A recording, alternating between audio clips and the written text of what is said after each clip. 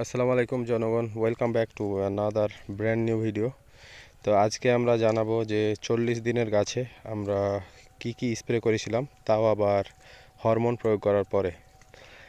আমরা যে ফুল থেকে ফল হওয়ার যে হরমোনটা প্রয়োগ করছি সেটা প্রয়োগ করার পরের দিনই আমরা স্প্রে করেছি।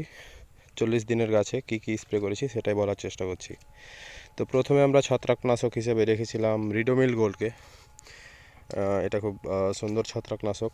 আর বিশেষ করে নাভি ধসা যে রোগগুলো আছে, আর্লি ব্লাইট, লেট ব্লাইট, এই রোগগুলো থেকেও ভালো প্রোটেকশান দেয়। এই জন্য আমরা ছত্রাকনাশক হিসেবে দিয়েছিলাম রিডোমিল গোল্ড, প্রতি লিটার পানিতে 2.5 গ্রাম করে। তারপরে আমরা দিয়েছিলাম সাদামাছির জন্য মোভেন্টো 1 মিলি হারে, আর দিয়েছিলাম ওবেরন মাকড়ের জন্য। মাকড়ের সমস্যাটা যদি আপনাদেরকে দেখায়, যে এই যে অনেকগুলো পাতা দেখেন যে এই যে এরকম কুকড়িয়ে যাচ্ছে, এটা মূলত মাকড়ের জন্যই হয়। তো এই জন্য আমরা মাকড়ের জন্য দিয়েছিলাম ওবেরন। তারপরে আমরা যেহেতু হরমোন প্রয়োগ করেছিলাম, আমাদের গাছগুলো অবভিয়াসলি একটু স্ট্রেসে ছিল।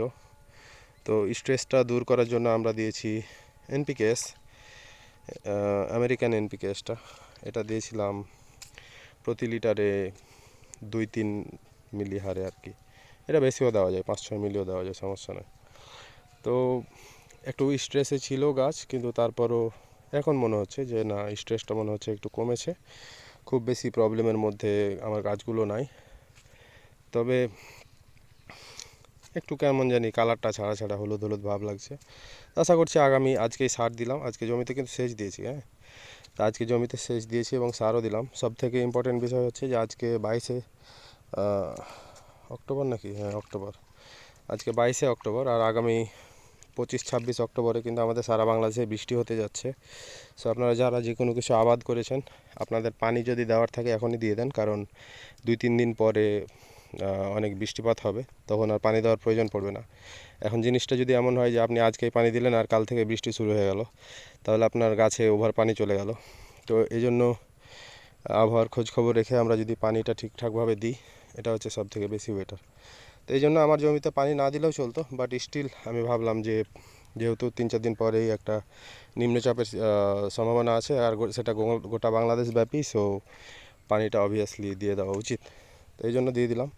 অত গাঢ় করে পানি দিইনি, বাট দিয়েছি। তো আজকে আমরা যেটা করলাম, আমরা সার দিয়েছি। আপনারা জানেন যে মালচিংয়ে গাছ লাগানোর 45 দিন পরে আবার সার দিতে হয় ড্রেনে। তো আমাদের গাছের বয়স 45 দিন হয়নি, 40 দিন হয়েছে, কিন্তু তারপরেও আমরা ভাবলাম যে আমাদের সারটা দিয়ে দেওয়া উচিত, কারণ আমাদের গাছে অনেক ফল চলে এসেছে, আমরা হরমোন ইউজ করছি, গাছগুলো একটু ফ্যাকাসে হয়ে গেছে। সো গাছের কালারটা ঠিক করার জন্য ডিএপি আর পটাশ দিয়েছি। ডিএপি দিয়েছি 10 কেজি, আমার 25 কাঠার জন্য ডিএপি দিয়েছি 10 কেজি, আর পটাশও দিয়েছি 10 কেজি। যদিও পটাশটা 5 কেজি সাজেস্ট করেছিল সবাই, বাট আমি 10 কেজি দিয়ে দিয়েছি।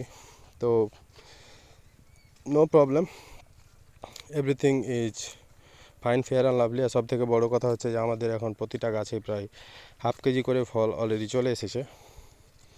বাকি যে ফুলগুলো আছে সেই ফুলগুলো নিয়ে অলরেডি আমাদের কাজটা চলছে। তো আমাদের খুব বেশি দরকার নেই, আমরা প্রত্যেকটা গাছ থেকে যদি শুরুতেই যদি 2 কেজি ফল নিয়ে নিতে পারি, then we are good to go, ভালো হবে। তো আপনাদেরকে ফলগুলো যদি একটু নমুনা দেখায়, একটা গাছটা একটু হলুদ হলুদ ভাব আছে, কিন্তু তারপরে দেখেন সব কয়টাই মোটামুটি ফল হয়ে গেছে। এর পরের গাছ যদি দেখায়, আচ্ছা একটু অন্ধকার করি, ছায়া করি, তাহলে বুঝতে পারবেন ভালোভাবে। এই যে প্রায় প্রত্যেকটাই ফল হয়ে গেছে। তবে তো এভাবে আমরা অনেকগুলো গাছই দেখাইতে পারবো, আর অনেকগুলো গাছ বলতে প্রত্যেকটা গাছই দেখাইতে পারবো যে প্রত্যেকটা গাছেই ফল হয়ে গেছে। এর পাশের গাছটা দেখেন, যেখানেই আমরা হরমোনটা প্রয়োগ করেছি সেখানেই 3-4টা করে ফল। আর হরমোন প্রয়োগের ভিডিও যদি আপনারা না দেখে থাকেন, তাহলে হরমোন প্রয়োগের ভিডিও তো অবভিয়াসলি 2 দিন থেকে ওগুলোই আপলোড করছি। সো এই ভিডিওটা শেষ করে আপনারা ওই ভিডিওটা দেখে নিতে পারেন। এই গাছটা দেখেন, এখানে 2টো ফল, তারপরে এখানে একটা ফল। তো আমরা একটা অ্যাভারেজ ক্যালকুলেশন করেছি যে কোনো গাছে 5টা ফল, কোনো গাছে 10টা ফল, কোনো গাছে 15টা ফল। তো এইভাবে আমরা একটা অ্যাভারেজ করেছি। আর আমাদের প্রত্যেকটা গাছে এখন বর্তমানে মোটামুটি হাফ কেজি করে অলরেডি টমেটো আমরা নিয়ে আসতে সক্ষম হয়েছি। এখন আমাদের সামনে চ্যালেঞ্জ হচ্ছে যে আমাদের গাছটা ঠিকঠাক করে টিকিয়ে রাখতে হবে, গাছটা যাতে সুন্দর থাকে। এখানে যেমন অলরেডি বাম দিকে 3টা, ডান দিকে 2টা, এখানে একটা, 6টা। এই গাছে আরও যদি আমরা দেখি, এই গাছের এটাও কিন্তু এটা এই গাছেরই ডালপালা।